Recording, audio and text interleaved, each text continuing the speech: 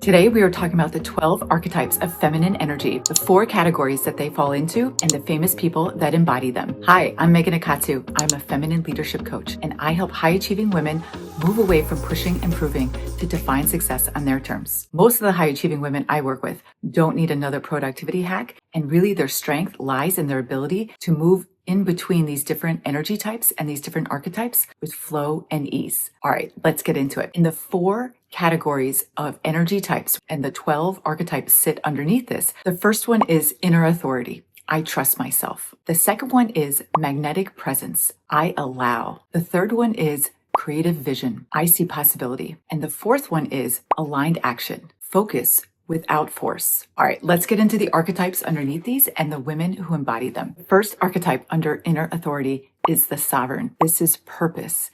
This is self-awareness. This is power. And this is grounded authority. This is Beyonce. She decides. The second archetype is the transformer. This is about inner healing and reframing identity. This is about becoming and not about performing. This is Oprah Winfrey. The protector is the third archetype, and this is about boundaries and courage. There's a great deal of resilience and self-honor in this archetype, and Serena Williams embodies this archetype. All right, the worthy one. This is goddess energy. This is about elevated self-worth, nourishment, abundance, and value. This is Dolly Parton. All right, our second energy type of magnetic presence and the 4 archetypes that are underneath that. The first archetype is the mystique. This is subtle power, intrigue, and quiet confidence. This is Zendaya. The influencer is all about magnetism and persuasion and pulling people in, especially through their warmth.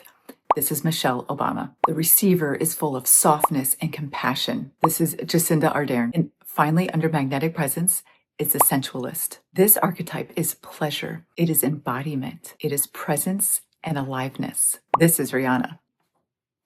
Within creative vision energy, we have the maker. The maker is intention. It is manifestation. It is creative power. This is Ava DuVernay. Then we have the seer, and this is all about foresight and clarity and long-term orientation. This is Melinda French Gates. Under aligned action, we have the strategist. This archetype is taking action, is focused and disciplined. This is represented by Indra Nu. And finally, our last archetype is the elder. The elder has perspective, is discerning, and also brings spiritual grounding and gratitude. Toni Morrison represents the elder.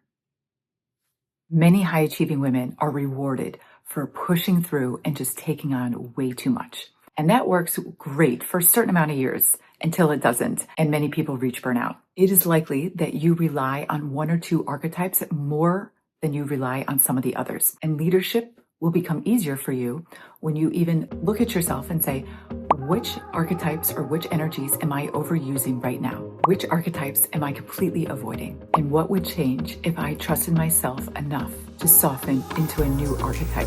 What would be possible? Let me know in the comments. Bye-bye.